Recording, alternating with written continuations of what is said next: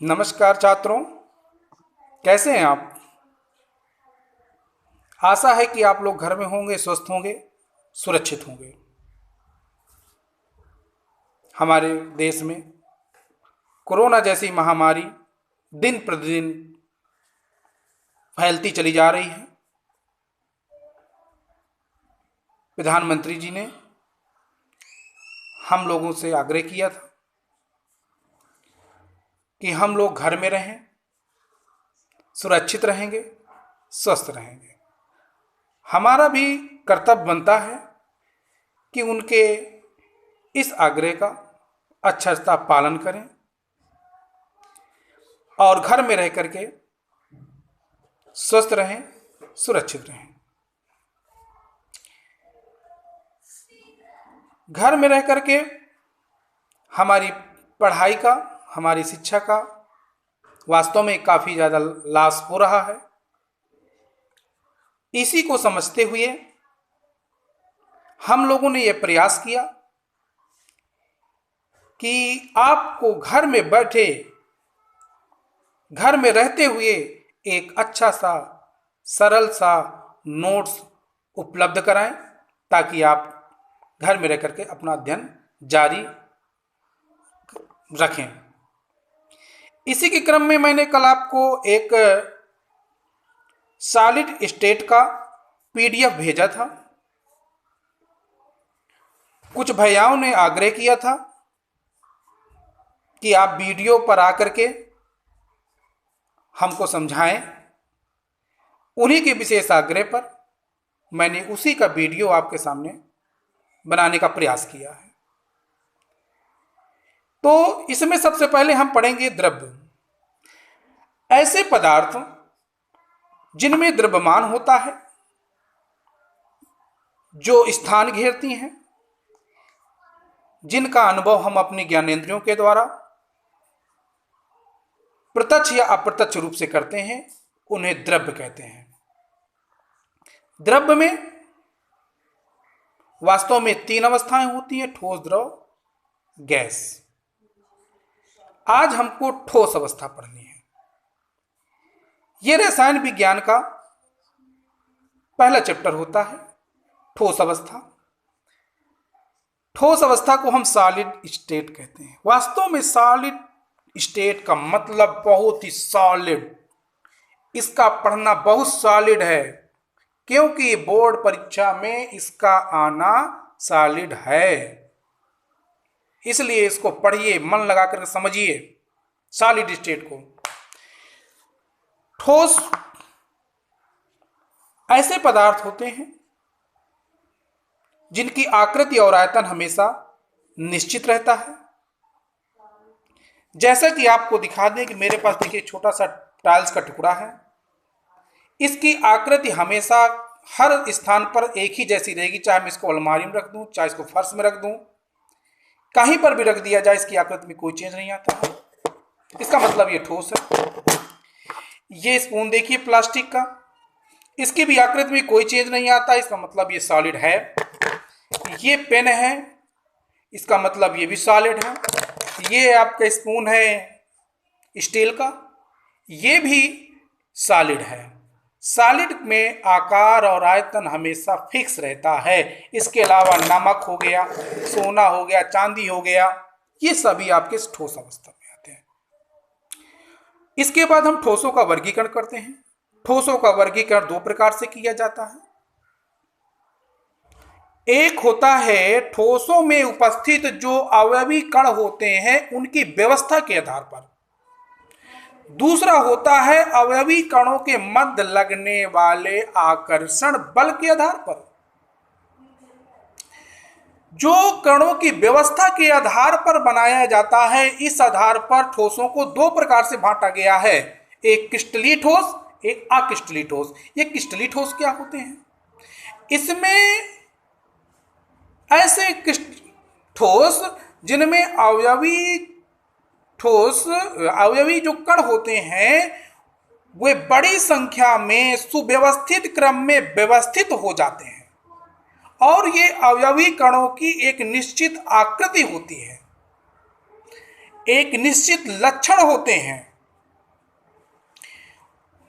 जबकि अक्रिस्टलीय ठोसों में अवयवी कण अव्यवस्थित क्रम में व्यवस्थित होते हैं।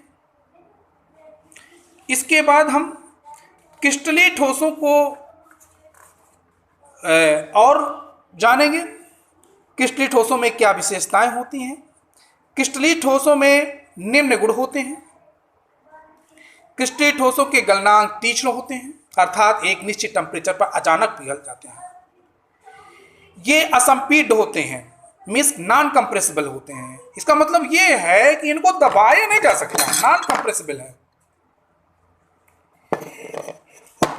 एक और इनमें विशेषता होती है, अगर इनको पिघला दिया जाए, पिघला करके ठंडा कर दिया जाए, तो ये पुनः अपनी प्रारंभिक अवस्था को प्राप्त कर लेते हैं। जैसे अगर मैं इसको पिघला दूं, इतना सॉलिड है, लिक्विड हो जाएगा, ठंडा होगा, फिर से सॉलिड हो जाएगा।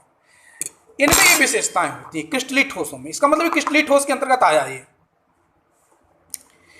अगर मैं इसको काट दूं, तो इसको काटने के बाद जो इसकी सतह मिलेगी, तो दोनों की सतह हमेशा चिकनी और समतल बनेगी। जैसे इसके उदाहरण बहुत सारे होते हैं, लोहा है, चांदी है, पीतल है, आपका नमक है, बर्फ है, इसके उदाहरण आते हैं। इसके बाद हम पढ़ेंगे क्रिस्टलीय ठोसों का वर्गीकरण, उनमें उपस्थित अवयवी कणों के आकर्षण बल के आधार पर। आकर्षण बल के आधार पर क्रिस्टलीय ठोसों को 5 भागों में बांटा गया। भैया मेरे 5 भागों में बांटा गया। कौन कौन से हैं? एक परमाणविक ठोस होते हैं, एक आणविक ठोस होते हैं, तीसरे आयनिक ठोस होते हैं, चौथे धात्विक ठोस होते हैं, और 5वें होते हैं सहसंयोजन ठोस, और इसी को हम बोलते हैं नेटवर्क ठोस।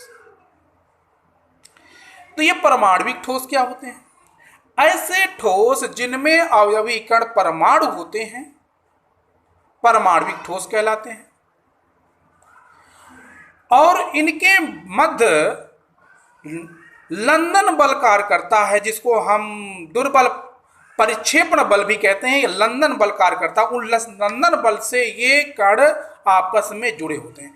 और ये परमाणु कण होते, हमारे प्रकृति में कौन से एलिमेंट्स हैं जो एक परमाणु के रूप में रहते हैं? वो आप जानते हैं, अक्रिय गैसें। अगर अक्रिय गैसों को ठोस अवस्था में कन्वर्ट किया जाएगा, तो परमाणविक ठोस का फॉर्मेशन हो जाएगा। इनके गलनांक बहुत कम होते हैं। ये विद्युत और ऊष्मा के कुचालक होते हैं।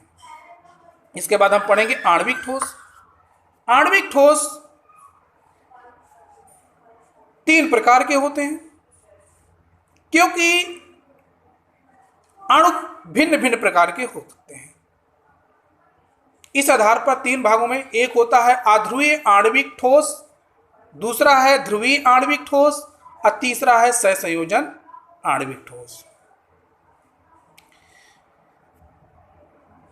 अध्रुवीय आणविक ठोस, इन ठोसों के अवयवी कणों के मध्य, ध्यान रखिए बात में, इन ठोसों के अवयवी कणों के मध्य